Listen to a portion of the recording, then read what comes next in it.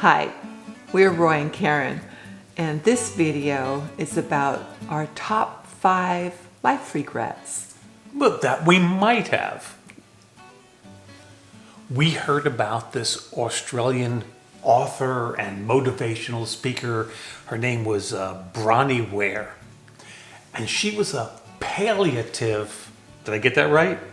Palliative care nurse for years. And based on her experiences with patients that were dying, she wrote this book. It's called The Top 5 Regrets of Dying, A Life Transformed by the Dearly Departing. By the way, I'm going to put a definition for palliative care below so you guys know what we're talking about. But we found that these regrets, these revelations by these patients was worth discussing. Yeah, it promotes some thought and some discussion. And so we haven't talked about this between ourselves. I'm going to save this so that we can have this come out on the fly. Number 1, I wished I'd had the courage to live a life true to myself and not the life others expected of me.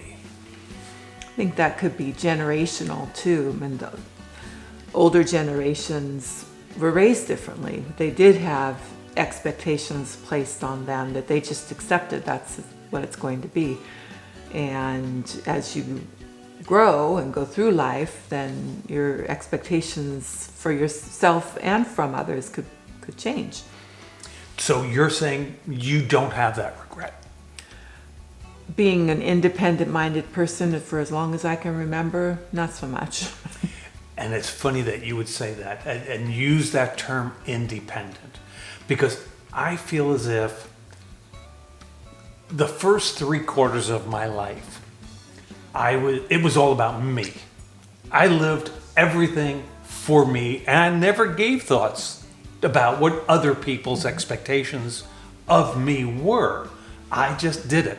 Well, I think in different roles too. I mean, the mom role. I mean, there's just things I'm going to do. It doesn't matter what I want. They just need to be done. And I'm going to take care of the hubby and take care of the kids. And that's just the way it is. But in Roy and Karen 1.0, I did not, still did not think more for others than I thought about myself. I think for my kids it was different, but I still think I was getting in the way.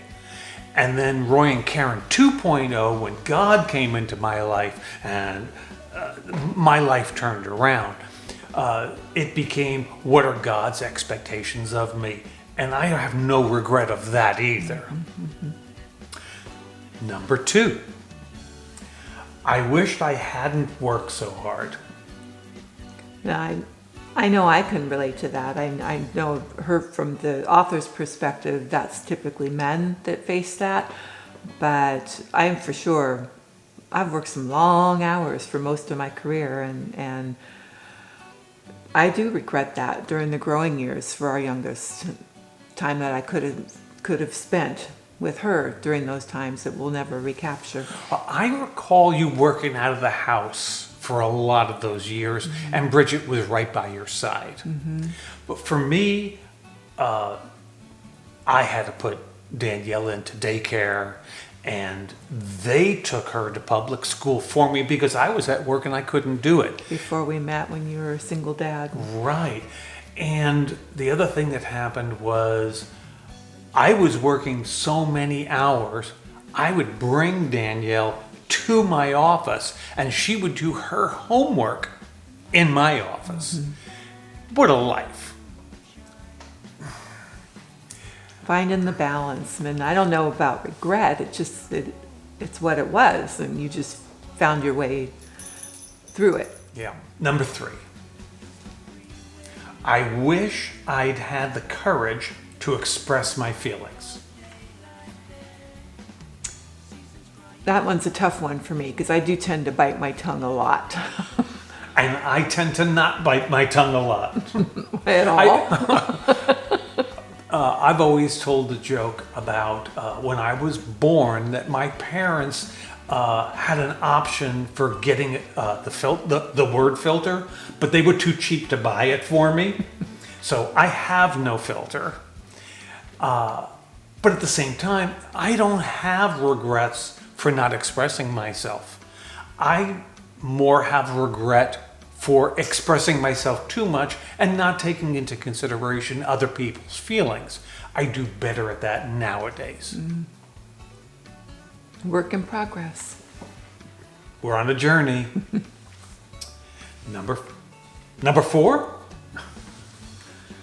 I wish I had stayed in touch with my friends. That's never been an issue for me.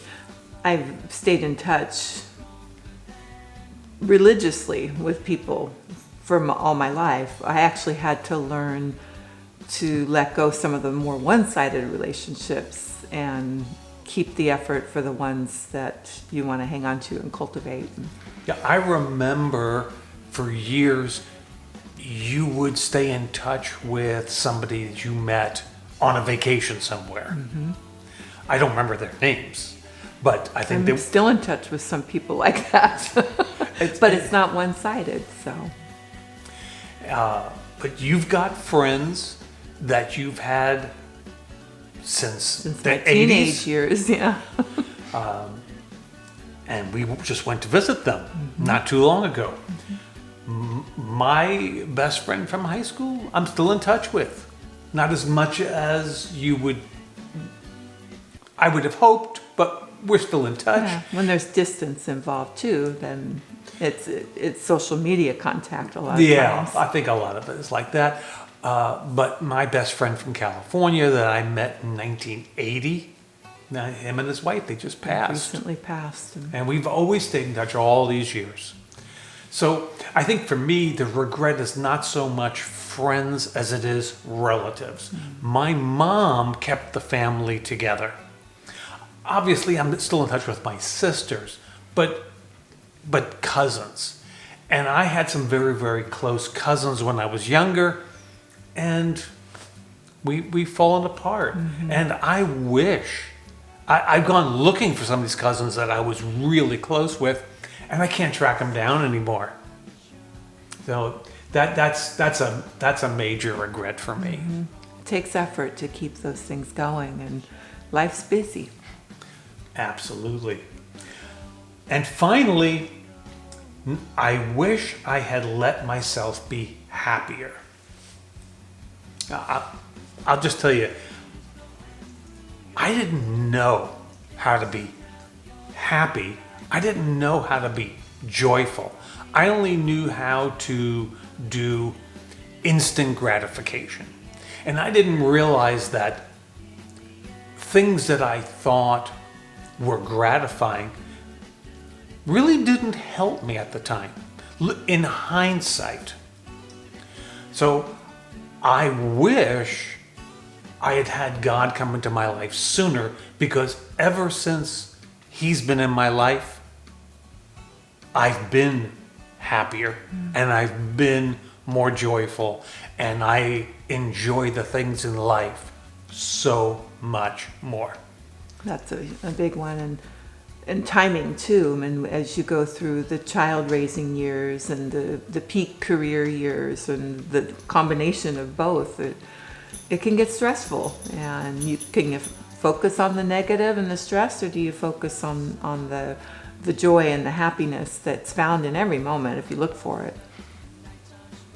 I think that there's a thread that runs through all 5 of these regrets, and it's that authenticity and connections and finding joy in life should be everyone's priority.